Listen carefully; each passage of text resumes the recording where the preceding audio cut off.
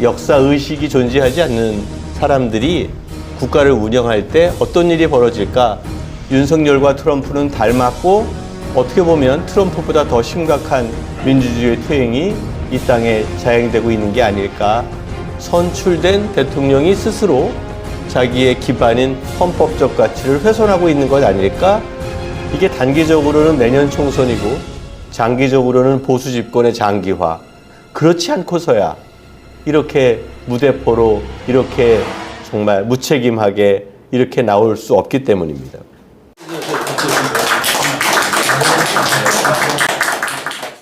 제가 며칠 전에 본 서울의 봄과 같은 상황보다 더 심각한 상황으로 인식해야 하는 것이 아닐까. 어쩌면 광주 민주화운동 시기에 MBC 광주 건물이 불탔고 KBS도 시민들에 의해서 불탔던 상황, 그런 상황과 같은 상황이 재현되고 있는데, 과거에는 전차를 앞세워 그러한 것들이 가능했고 언론이 통제받았는데 이제는 전차 없이 이런 것들이 가능하니 이것을 어떻게 개념을 규정해야 할까라고 보았을 때 저는 연성구태타다. 그리고 이것은 어떻게 보면 신군부의 몇몇에 의해서 자행된 게 아니라 이제는 버젓한 법관과 검찰 그리고 학자와 언론인들이 연대해서 이런 연성구태타의 연대를 하고 있는 게 아닐까, 이런 생각들이 들어서 제가 첫 모습을, 이런 모습을 선택했습니다. 그리고 이제 트럼프가 떠오르는 상황들이 여러 번 연출되는데요. 트럼프가 우리 세계 시민들에게 경각을 시킨 여러 가지 사안들이 있는데 그것이 바로 민주주의의 퇴행이다. 윤석열과 트럼프는 닮았고 어떻게 보면 트럼프보다 더 심각한 민주주의의 퇴행이 이 땅에 자행되고 있는 게 아닐까라는 생각으로 정리를 해보았습니다. 왜 언론 이야기를 하는데 민주주의 얘기를 할까? 언론이라는 게 그 사회, 또 그 사회의 정치와 긴밀하게 연동되어 있기 때문에 결국은 언론이 어떻게 됐다라고 이야기하기보다는 언론이 일이 돼서 우리 사회가, 우리 정치가 어떻게 되어가고 있다라고 이야기해야지 좀 뭔가 설명력이 있는 논거가 되지 않을까라는 생각 속에서 두 개를 연결시켜보고 싶었습니다. 맨 처음에 첫 장은 서울의 봄입니다. 서울의 봄을 보시면서 이제 모처럼 아마 가슴 뜨거운 눈물을 아마 흘리셨을 거라고 저는 생각이 들어요. 그때 12월 12일 날 한남대교가 막히고 그랬던 상황들 당시 다 기억할 텐데요. 지금 어떻게 보면 이동관을 임명하고 어느 날 갑자기 멀쩡했던 KBS 이사장을 자르고 MBC 박문진 이사장을 해촉하고 그리고 또 다시 돌아오면 또 자르고, 이런 형국은 그 당시에 보안사 중심의 신군부가 총기를 난사했었던 그런 상황과 흡사하거나 더 심각한 상황일 것 같다라는 생각이 드는 거죠. 지난 6월 달 6월 민주포럼 회원들과 함께 성공회 성당에서 모임을 가졌습니다.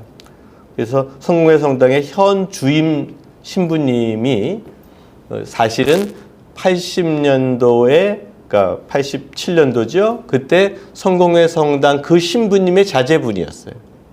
그래서 자기 아버지 상황 이야기를 하고 그때 심부름을 했었던 송경용 신부님이 이야기를 해 주었습니다. 그래서 사법경찰들이 질비했고 아무도 들어가지도 못하게 하고 그런 상황 속에서 거기서 선언문이 나오는 상황 등을 다시 이야기를 했는데요. 그날 윤석열 정부의 대통령과 장관들은 국가기념식에 불참했습니다. 이것이 무엇일까? 결국은 역사를 제대로 기억하지 않고 역사의식이 존재하지 않는 사람들이 국가를 운영할 때 어떤 일이 벌어질까라는 것들이 예견 훨씬 더 심각할 것이라는 생각들을 많이 갖게 되었습니다. 그래서 이거야말로 연성 구태타다. 그리고 그러한 것들은 선출된 대통령의 권력이 선출된 대통령이 스스로 자기의 기반인 헌법적 가치를 훼손하고 있는 것 아닐까 이런 생각을 하게 됐습니다. 그래서 소프트한 쿠데타라는 말로 이미 정치학계에서도 많이 이야기가 되고 있더라고요. 그래서 이게 그냥 우리가 그냥 그 기교적인 서사가 아니라 소프트한 쿠데타는 전 세계적인 일반적 현상이 되어 가고 있는 것이구나 라는 생각이 들었고, 그런 면에서 이것은 쿠데타다 라고 이제 얘기할 수 있어야 되지 않을까 생각이 듭니다. 한국의 경우 공영방송 파괴는 국가가 할 수 있는 가장 손쉬운 방법입니다. 방통위라고 하는 연결고리를 파괴하고 공영방송의 사장들을 해임하고 자기 사람으로 만들어내면 되는 것인데요. 이게 상호적 상승작용을 불러일으킨 것 같아요. 정치적 경직성과 정치적 비민주성이 언론 통제를 만들어내고, 언론 통제와 여론의 관리가 이 정치적인 문제점들을 은폐하도록 하고 있는 것이 서로 간에 상승적 상호작용을 일으키고 있는 것이고, 이것이 80년대의 일방적인 K공작 계획의 언론 부분과 흡사하다. 계획이 얼마나 있는지, 얼마나 치밀한지는 살펴볼 일이지만 그런 생각들을 갖게 됐습니다. 특히 문제가 되는 것은 돈과 관련된 문제인데요. KBS 수신료 분리의 문제라든지 YTN의 공공지분의 매각, 이러한 것들은 뭐 돌이킬 수 없는 폐해를 낳고, 이것은 공영 이른바 퍼블릭 스피어에 대한 어떤 플랫폼을 완전히 망가뜨리는 게 아닐까, 이런 생각들이 들었습니다. 또 하나는 원로들이 생각하시고 있는 이른바 민주사회의 언론이 갖고 있는 도덕적 규범이라는 게 있을 겁니다. 최소한 기자라면 정부에 대해서 이러면 안 되고, KBS 사장은 최소한 대통령의 특보 출신은 좀 문제가 있는 거 아니야? 방통위를 어떻게 자기 친구를 시켜, 검찰을 시켜, 이러한 최소한의 도덕적 언론의 스탠다드가 있을 거라고 생각이 듭니다. 그런데 그러한 민주주의적 노음, 규범이 사라지고 있다. 그리고 그런 것들에 대해서 전혀 일말의 가책도 느끼지 않고 있는 것이 아닐까라는 생각들을 갖게 되었습니다. 저는 그런 면에서 이게 단순한 내가 정권을 잡았고 대통령이 됐으니까 내 사람 한번 써줄 거야, 4년 동안. 뭐 이런 것도 문제지만 그래도 그것은 4년이 지나면, 5년이 지나면 회복 가능하잖아요. 정권 바뀌면 되는 거지 뭐. 이제 우리 사람 심으면 되잖아 라고 얘기할 수준인데, 이번 파괴는 징후가 다릅니다. 이것이 일회적인 사장의 자기 사람 안치기가 아니라 구조적인 파괴입니다. 결국은 YTN 공공지분을 없앤다? 일단 유진으로 넘어가면 돌이킬 수 없게 될 것입니다. 연합TV 뉴스는 뭐 불발이 된 듯해 보이지만 KBS 수신료 이미 200여 명의 뭐 수신료 징수 요원을 새롭게 뽑아야 된다라는 그런 이야기까지 하고 있고, 1000명을 구조조정을 한다고 얘기를 하고 있고, 뭐 공공성 파괴는 이미 우리가 보고 있는 것이죠. 이게 단기적으로는 내년 총선이고 장기적으로는 보수 집권의 장기화, 이러한 것들과 연관될 수밖에 없는 게 아닐까라는 생각이 들고요.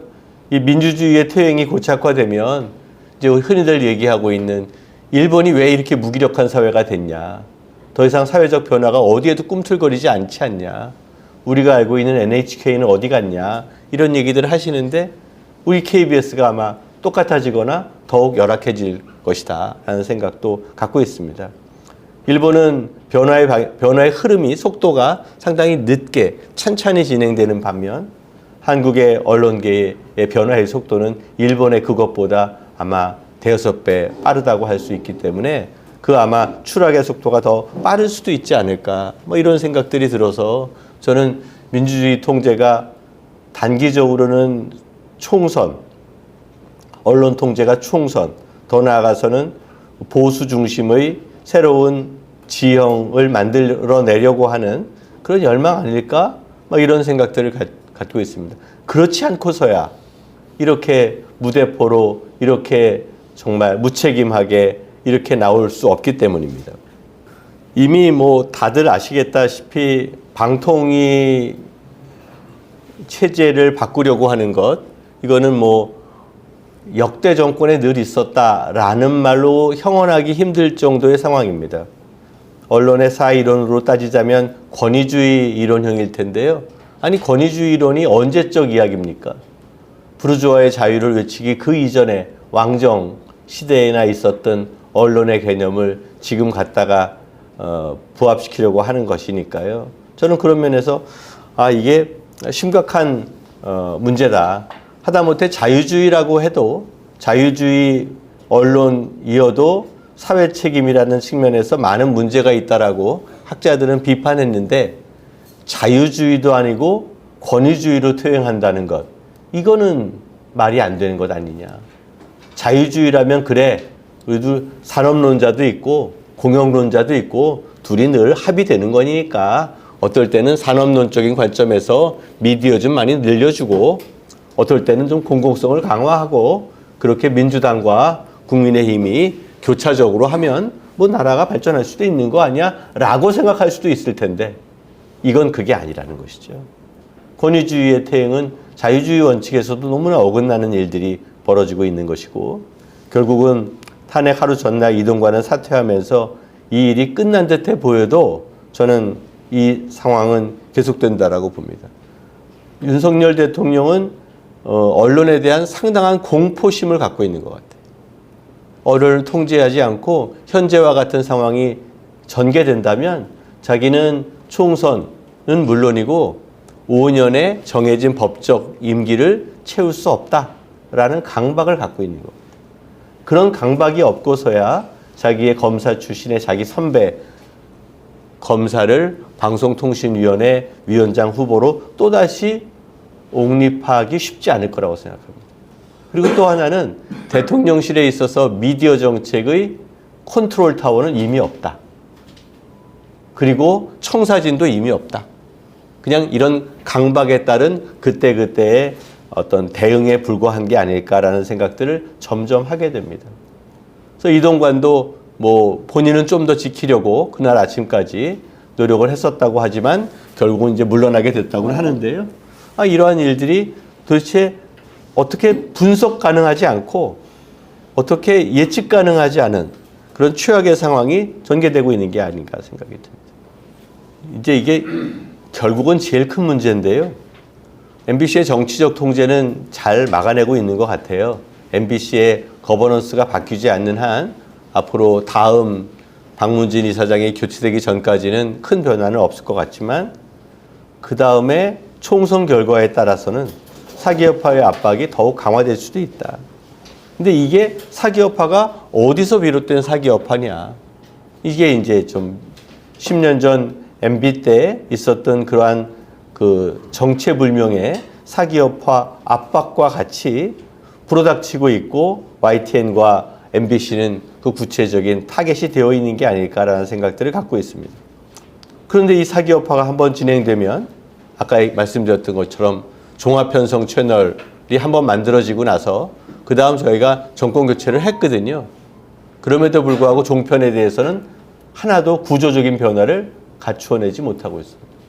그것을 평가하려고 했다는 것 자체만 가지고 평가에 참여했던 교수들이 검찰 소환을 받고 있고 하는 형국이 되니까 그것은 그냥 평가의 대상으로 삼지도 말아라 라는 정도의 생각을 갖고 있도록 우리에게 강요하고 있는 게 아닌가 생각이 듭니다.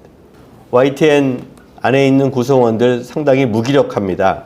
연합TV 뉴스는 지분 매각이 불발되었다고 하지만 언제 어떻게 방통위에서 어디서 정체불명의 여론조사 갖다 놓고 우리 사기업화 할 거야 라고 얘기하고 매각하겠다고 5인 체제에서 2명이 결정하고 나면 그 다음부터는 방법이 없는 것 아닐까라는 생각이 들어요. 최소한 언론의 규범이라는 게 이렇게 대통령 한 사람 바뀌었다고 해서 이렇게 지멋대로 바꿔도 되는 걸까?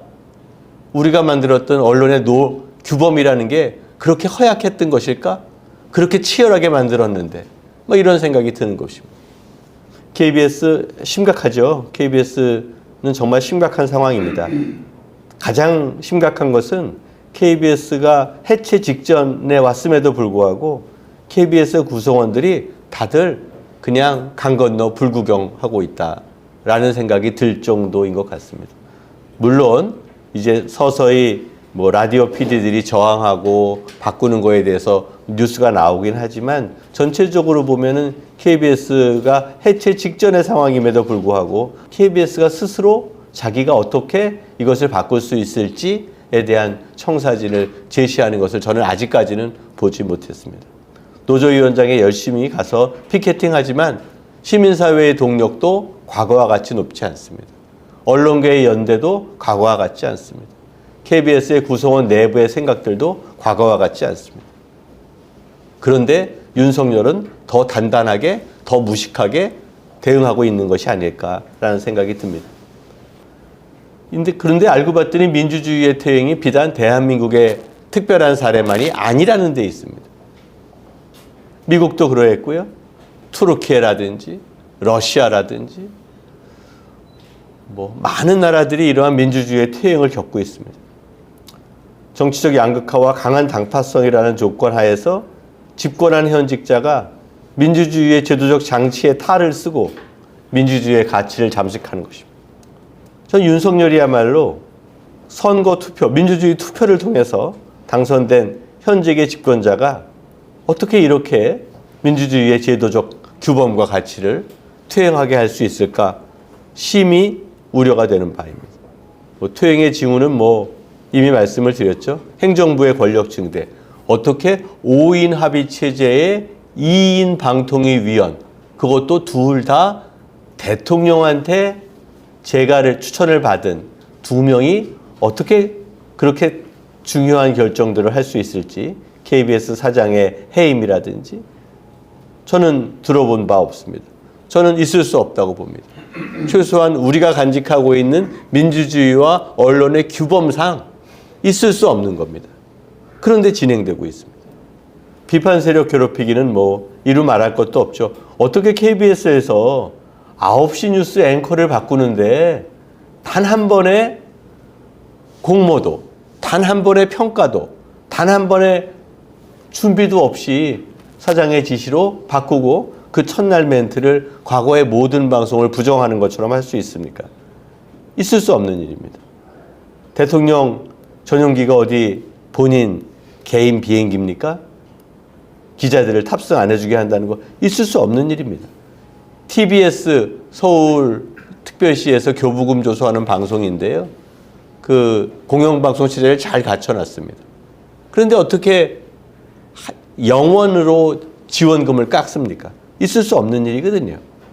이러한 것들이 바로 퇴행의 징후로 나타나고 있는 일이다라는 것이죠.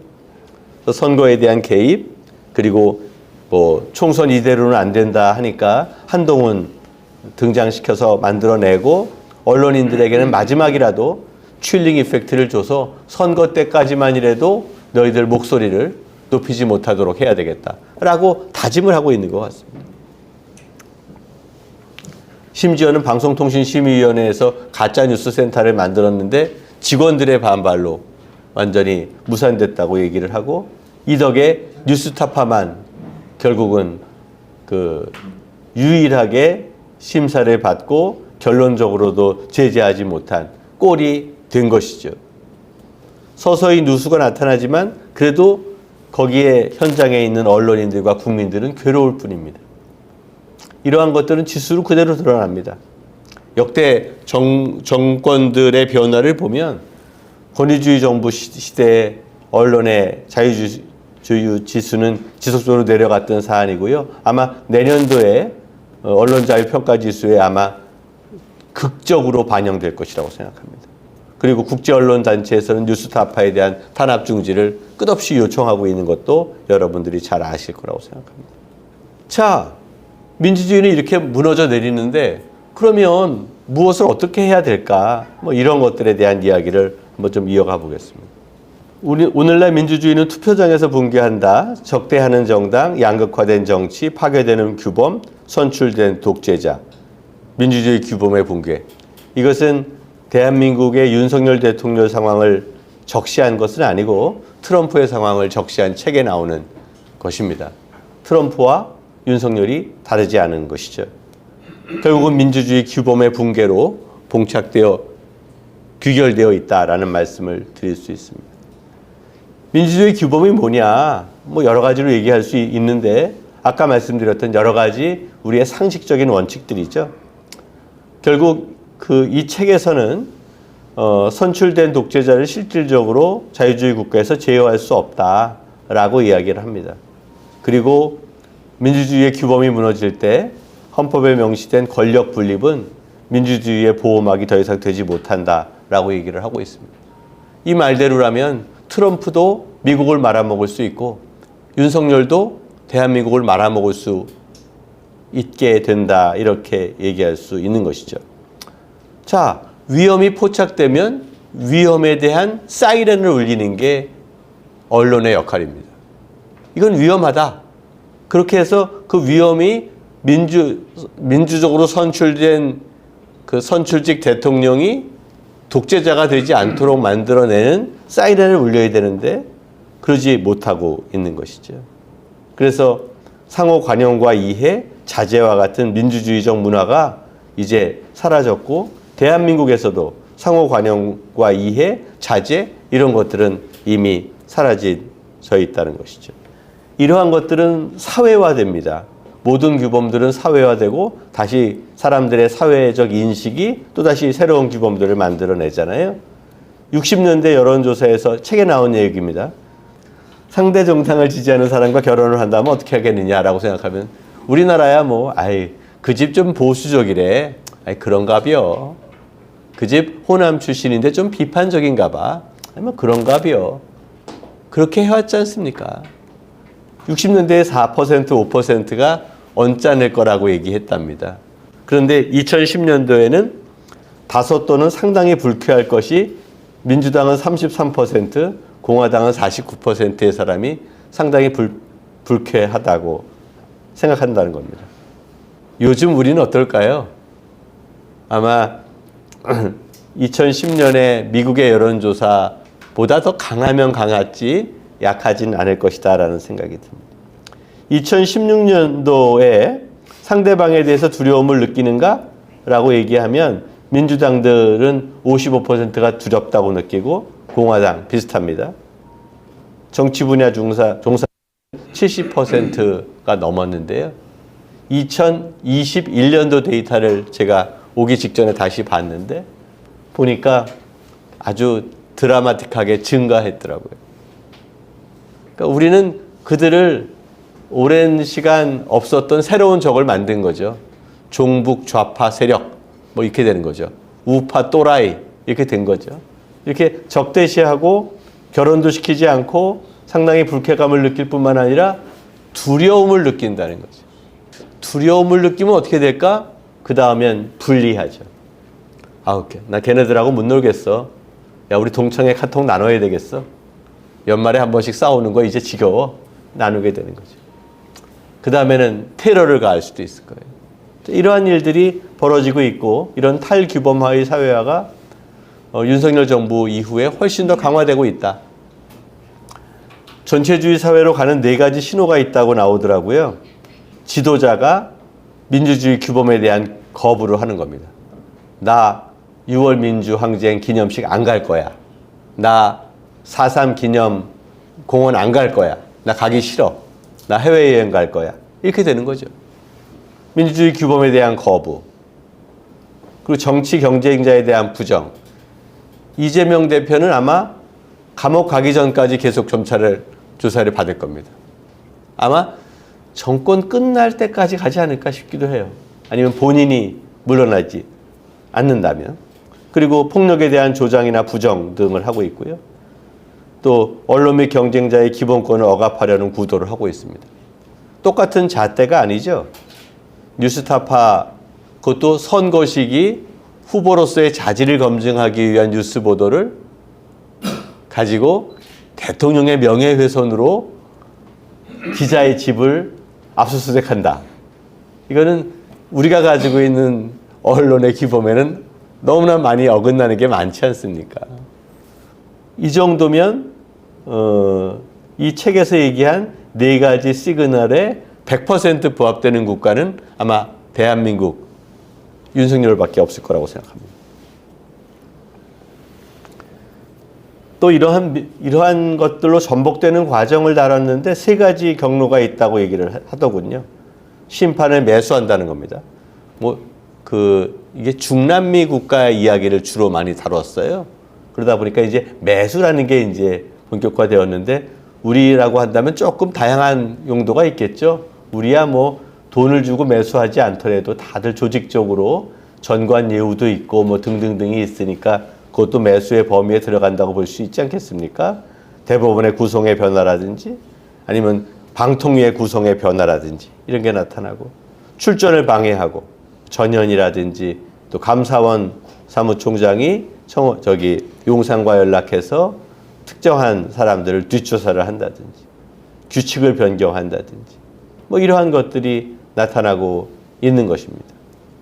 또 이 책에는 또 묘한 함축적 얘기가 나오는데 이러한 전복 세력은 민주주의의 퇴행을 즐기는 세력은 국가 위기가 등장했을 때 그 국가 위기를 자기에게 유일하게 바꾼다는 겁니다. 저는 이걸 보면서 이 책에는 전혀 언급이 안 되어 있지만 한국에서는 특별한 분단 상황이어서 전쟁의 위기가 엄청나게 저는 왔습니다. 만약에 지금 전쟁 위기가 나왔을 때 이들은 과연 어떻게 할까? 모든 수단과 방법을 다려서 자기의 정치적 재생산과 함께 자기의 정파적 이익을 위해서 어떻게 보면 젊은 아이들 피를 흘리게 되는 상황을 만들어내지 않을까? 이런 공포까지 다가왔다는 것이죠. 저는 그런 면에서 이 민주주의의 이 세 가지 경로, 전복되는 세 가지 경로에 대해서 정말 우리가 눈을 제대로 뜨고 경계해야 되겠다라는 생각들을 갖고 있습니다. 그러면 윤석열 이후에는 어떨까? 저는 낙관하기 힘들다고 봅니다. 지금은 윤석열 대통령만 사라지면 대한민국의 모든 문제가 다 해결될 것처럼 보이지만 문재인 정부 시기에 저희는 국회와 지자체와 국민적 지지와 그렇게 좋았던 시기가 없었습니다. 그런데 문재인 정부 과연 무엇을 했을까? 그리고 지금 180석 가까운 의석을 받아서 절대 다수당인데 그러면서도 무기력하게 남아있는 민주당을 보면서 그러면 이들이 재집권한다면 또 무슨 변화가 있을까? 어떤 정치적 효능감을 주지? 이런 것들에 대한 많은 불안감들을 가지고 있다라고 생각합니다. 윤석열과 트럼프 그리고 민주주의 어떻게 될지는 잘 모르겠습니다만 선출된 대통령이 독재화되는 과정 그리고 정당이 무력화되고 경쟁하는 정치인들이 사라지고 그래서 합법적으로 체제를 전복하는 국가기관들이 존재하는데 결국은 이 위기를 누구도 막아내지 못하고 있다. 특히 언론은 거기에 비판적인 역할을 하고 있지 못한 것이 사실이다. 이렇게 볼 수 있겠습니다. 그리고 또 하나 중요한 것은 침묵의 카르텔이 복합적인 위기에 따라서 나타나고 있고 이러한 것들이 일상화되고 있다. 그러니까 카르텔은 대통령이 이야기하는 다른 카르텔이 아니라 언론의 카르텔이 더 심각한 카르텔이다. 그리고 모든 분야가 사기업화되고 마지막 남아있는 게 아마 언론기구였는데 대한민국에서 그나마 공적이라고 퍼블릭이라고 할 수 있는 모든 것들이 위기입니다.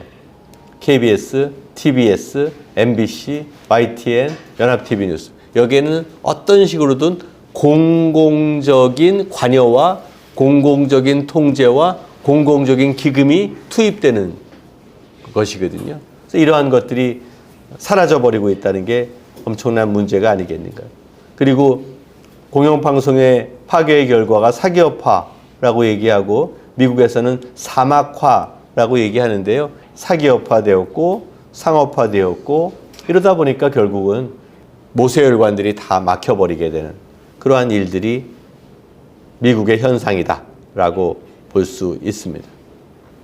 아까 민주당과 공화당 사이에 서로들 이야기도 안 하고 결혼도 시키지 않겠다라고 하는 것들이 그대로 오늘날 강화되고 있고 여기에서 공화당 지지, 민주당 지지의 이념적 스펙트럼이 점점점 강화되고 있다는 거잖아요. 그런데 이제 이게 파란 색깔은 텔레비전이라고 하는 이건 PC군요. PC라고 하는 것이고 그러니까 네이버를 중심으로 한 전통적 저널리즘 기반으로 한 거고 빨간 것은 유튜브 중심의 변화인데 유튜브 중심이 점점 많아지게 되면 파란 색깔은 그나마 저널리즘적 원칙, 중립성, 객관성 뭐 이런 것들이 나름대로 지켜질 수 있는 그나마 언론의 사회적 규범이 있었던 거죠. 야, 언론이 어떻게 그렇게 할 수 있어? 그게 언론인이야? 라고 얘기할 수 있었던 거예요. 근데 유튜브로 되면 언론인이 아니거든? 나는? 내 마음대로 하는데 네가 뭐야? 라는 식의 시대가 되어지고 있다는 거죠. 확증 편향이 강화되고 비확증 편향이 강화되고 이런 사회이고 뭐 시민들의 연대 쉽지 않을 겁니다. 또 KBS 내부의 투쟁 쉽지 않을 겁니다. 대신 아마 팬덤 지지자들만 있고 아마 그런 내용들이 있을 거라고 생각합니다. 저는 팬덤 지지자들 너무 중요하고 그들을 위한 미디어도 너무 중요하지만 결국은 여전히 우리에게 존재하고 있는 KBS나 이런 측면에서의 상황들 그리고 그들이 갖고 있는 나름대로의 어떤 시대의 중심, 대한민국의 중심으로서의 역할들 정말 중요하다고 생각하거든요. 그래서 복원해야 될 일이다. 복원하지 않으면 안 된다. 이런 생각들을 들고 그런 복원에 여기에 계신 우리 원로들께서 좀 힘을 모아주셨으면 좋겠다라는 말씀을 드리겠습니다. 네, 이상입니다.